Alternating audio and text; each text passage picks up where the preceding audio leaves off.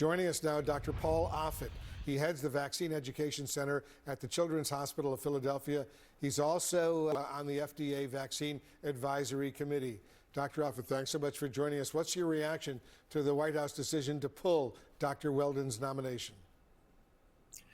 I'm having trouble understanding the reasoning why. I mean, here you have Dave Weldon and Robert F. Kennedy Jr. both believe that the measles, mumps, rubella vaccine causes autism. They both believe that thimerosal, this ethyl mercury containing preservative in vaccines, causes autism. They're both anti-vaccine activists. They're both science denialists. And look what happens when you have an anti-vaccine activist as head of Health and Human Services. You have an outbreak now in West Texas. It spilled over to New Mexico, that spilled over to Oklahoma. And what does RFK Jr. do? He talks about how measles vaccine kills children every year. This is what he said just in the last couple of days. He says that measles vaccine causes brain swelling associated with deafness and blindness, and that immunity fades with the measles vaccine, so that adults are now susceptible. He just says one falsehood after the next. The outbreak continues to grow. What is the difference between RFK Jr. and Dave Weldon? They both seem to be of the same ilk. Why is one okay and the other not?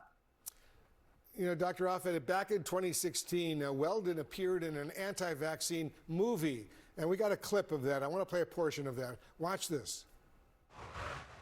It was a rush to judgment to shut the door permanently and completely on the MMR autism link. It's absolutely appalling that much of what I said turned out exactly to be true. They were trying to short circuit the research.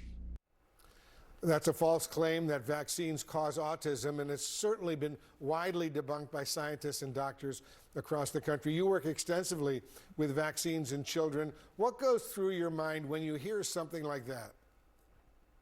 No, it's so hard to watch. I mean, the notion that the measles, mumps, rubella vaccine causes autism was born in 1998.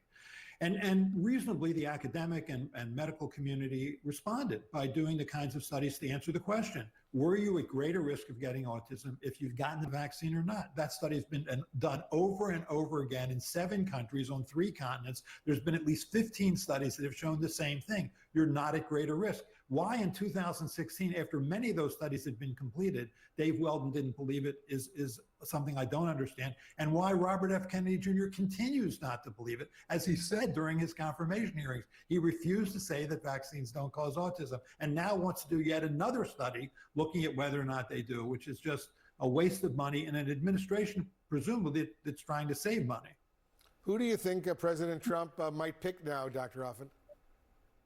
Wouldn't it be nice if he picked somebody who actually could run a public health agency? I mean, there's a lot of great people out there who could do such a thing, who have a medical or scientific background, who could run that agency well. Instead, we get these people who, for the most part, have disdain for the agencies they're running, whether it's the FDA or NIH or CDC or HHS.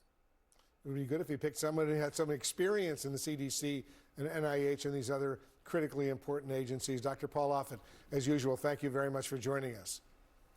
Thank you.